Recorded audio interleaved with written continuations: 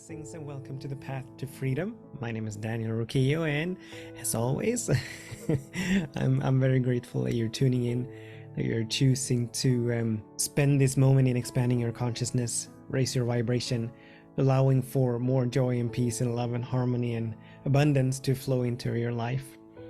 That you're willing to walk this path of freedom, that you're willing to walk this path of awakening, for your courage to do this, and for your having said yes to be on this path in the first place.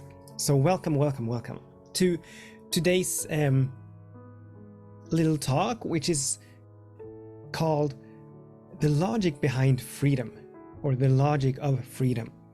And this has to do with, as freedom is the way I define it, freedom is our giving ourselves permission to be in joy, to be in love, to be in wholeness and abundance and all of these divine qualities, regardless of conditions, regardless of circumstances, and even regardless of our opinions and judgments about whatever is going on in the external world.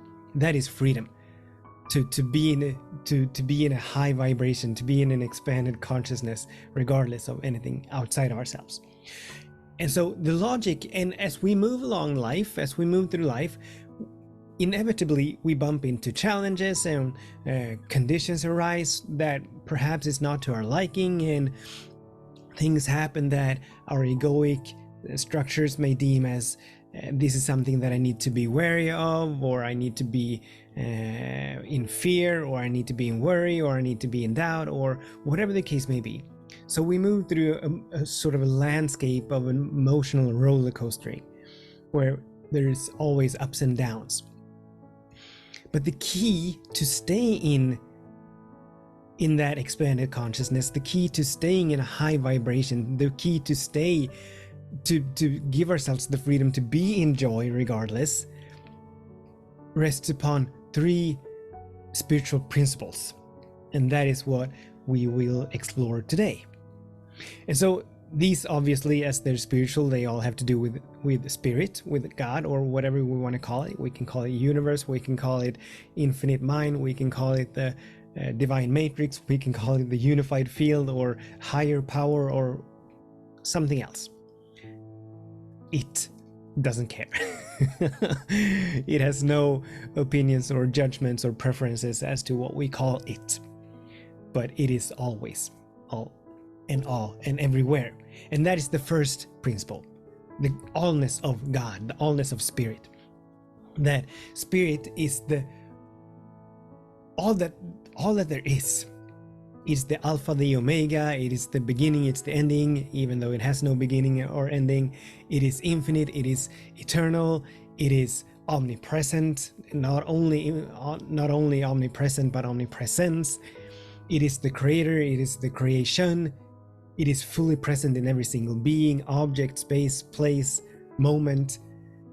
It is all that there is. There is nothing outside of spirit. There is nothing opposing spirit. There is no contradicting force or anything like that. But spirit is all that there is. Period. End of discussion. Nah. We can have this conversation without being harsh or hard. But spirit is still all that there is. And then we have the goodness of spirit, which means that spirit is always for itself. It is always for its own expansion. It is always for its own expanded revelation, allowing for all of the qualities, the infinite love and infinite peace and joy and harmony and abundance and wholeness and beauty and bliss and ecstasy, for all of these to come into ever greater and greater expressions or revelations of themselves.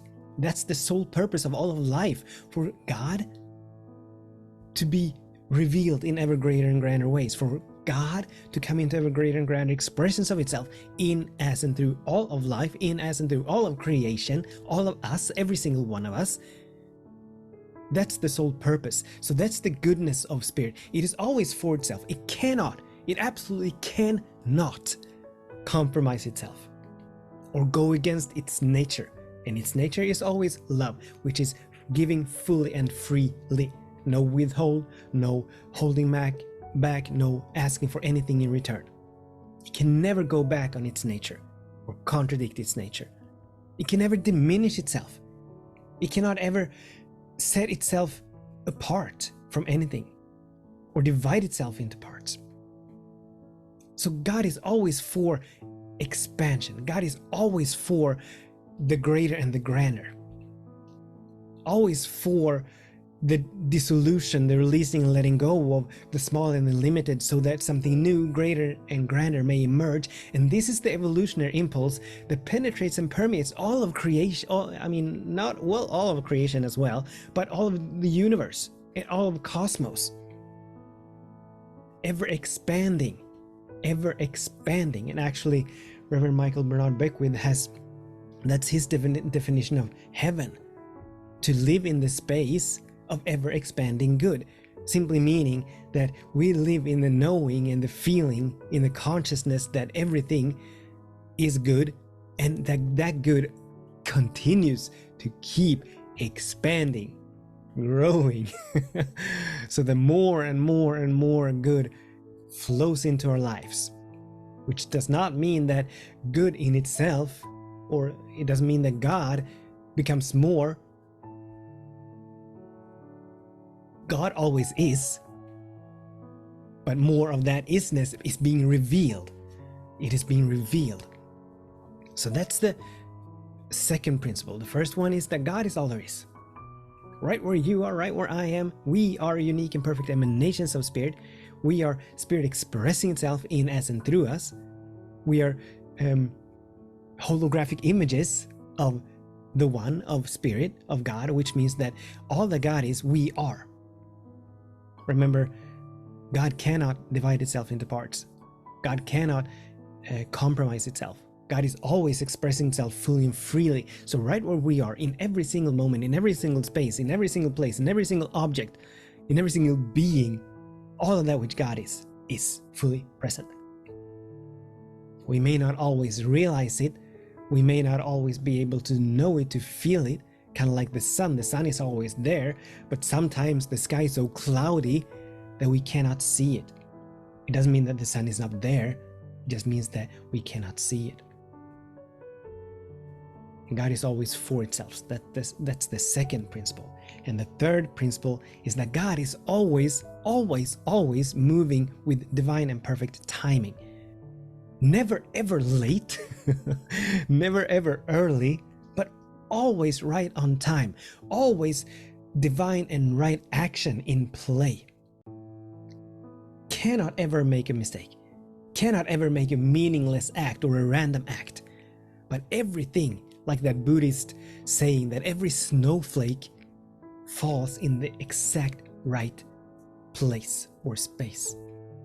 And so it is with us, and so it is with our lives, that everything that happens with the divine perfection, divine and perfect timing, divine and right action. So these three, when we know and we feel that these are, that this is what is, regardless of our fantasies, regardless of our stories about what is, as we come back to the knowing and feeling that God is good, that God is all there is, that God always moves with divine perfection, then whatever our stories, then we're able to actually break free from our stories about what should and should not be. We're able to break free from the worries, from the doubts, from our opinions and judgments, from our wishes that things would be in a different way. All of these, like it's said that ignorance is the only thing ever to blame, if we are to blame anything, which we're wise to seek to release. But if we are to blame anything, it is ignorance, not understanding, not seeing that which is truth, not being able to take the higher vantage point, but be stuck in the lower vibrations, to be stuck in a contracted consciousness where we see difficulties, where we see problems, where we project into the future, where we move back and forth in along the line of time. So 3 principles. Now, so the key to living in freedom to live in this ever-expanding space of freedom is to come back, to find a way to come back to these principles over and over and over again. You may have heard my spiritual go-to principles, which are all is well, something wonderful is always happening, everything is working for the highest good. And these remind me constantly, and I say these a bunch of times, many times every single day. I say them out loud, I think them to myself, I say them in prayers, they come up in meditations, I say them in these talks, I say them whenever I'm working with clients. So I'm constantly reminded that this is so, this is so. All is always well. Something wonderful is always happening. Everything is working for the highest good.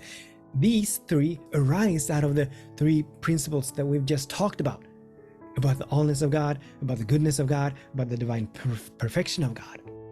So allowing for the peace, allowing ourselves to sort of inoculate, or what is the word? When you take a shot to get immune, to get immunized from the fear and the worry and the doubt of the world, and that is so normal for many individuals to be in. We want to take the spiritual immunity shot, which is to come back to principle, which is to come back to principle, which is to come back to principle, come back to now, step out of time, releasing, letting go of our projections into the future, our tendency to travel back in time and reminiscent and, remember whatever wrongs have been done to us or whatever the case may be. Come back to now. What is now? Not what is at 12 o'clock. That's not now. But what is now, beyond time, transcending time? What is now? What is in the nowness of this moment? Goodness. What is in the nowness of this moment? All is well. What is in the nowness of this moment? Possibilities for expansion. Divine gifts and blessings. Always, every single where. Every single challenge that we move through offers a gift and a blessing for us to expand, for us to transform our minds, renew our minds, so that we may climb higher on the ladder of consciousness.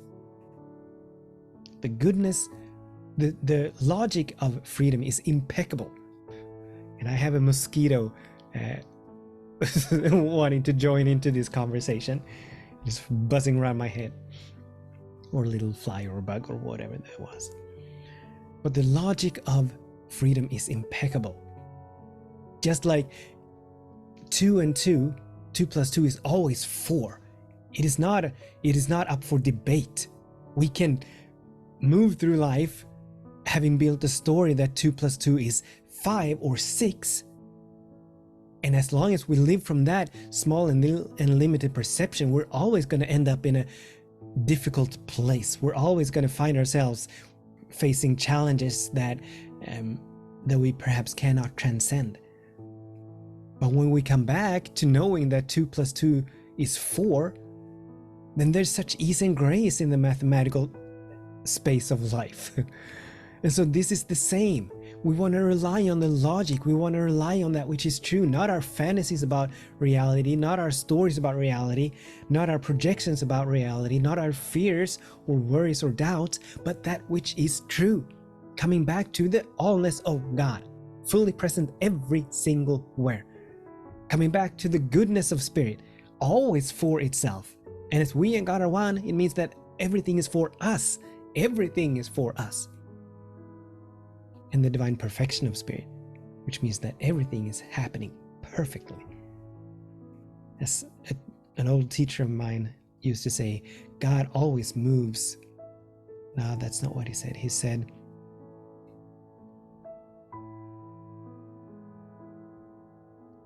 something to the effect of God always moves with perfection. Which is pretty much what I've been saying as well. So this is the logic behind freedom. Thank you so much for tuning in. I think we're done. So thank you so much for tuning in, for participating. Until the next time, I absolutely bless every single one of our days, and I absolutely bless every single one of our ways. Namaste.